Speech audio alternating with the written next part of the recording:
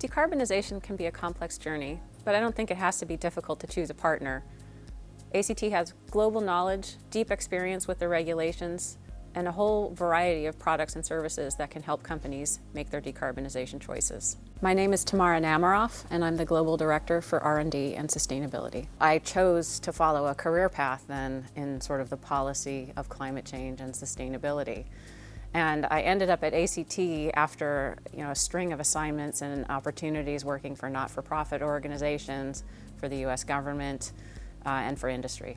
My experience in policy and advocacy shaped a lot of the way that I think about the importance of regulation for helping all companies have a level playing field on which to take action, and also the importance of getting policy right so that companies have the flexibility and freedom to make the right choices for their business model.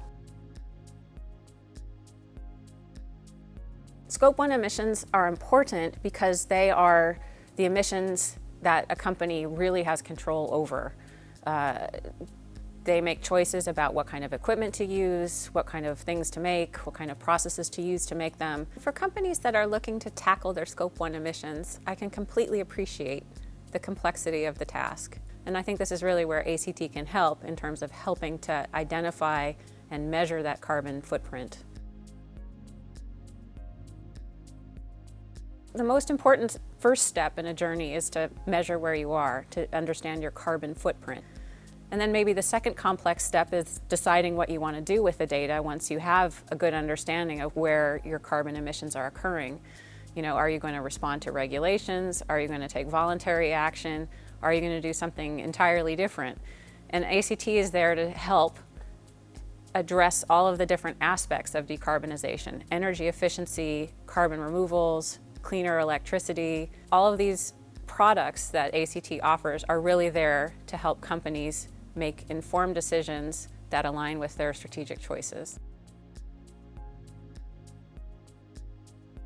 So for companies that use natural gas, biomethane, or renewable natural gas, is a perfect drop-in substitute. It can be used to reduce Scope 1 emissions, certainly in industrial process heat, for example.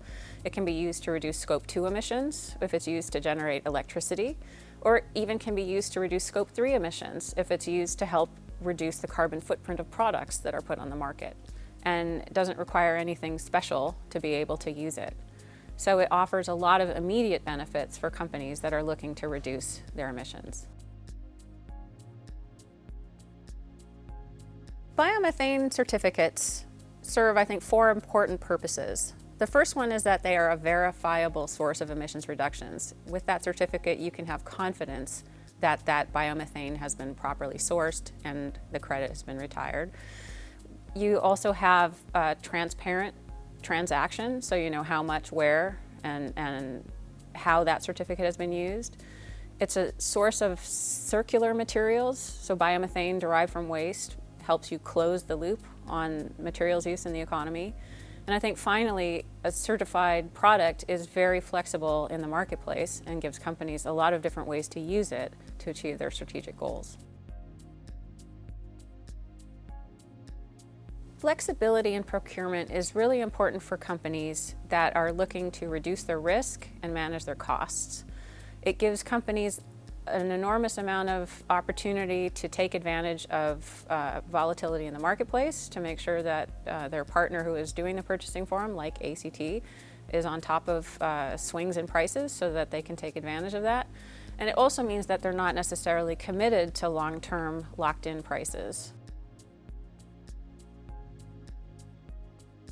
ACT's business model really matches my own personal values about the importance of letting markets solve environmental problems.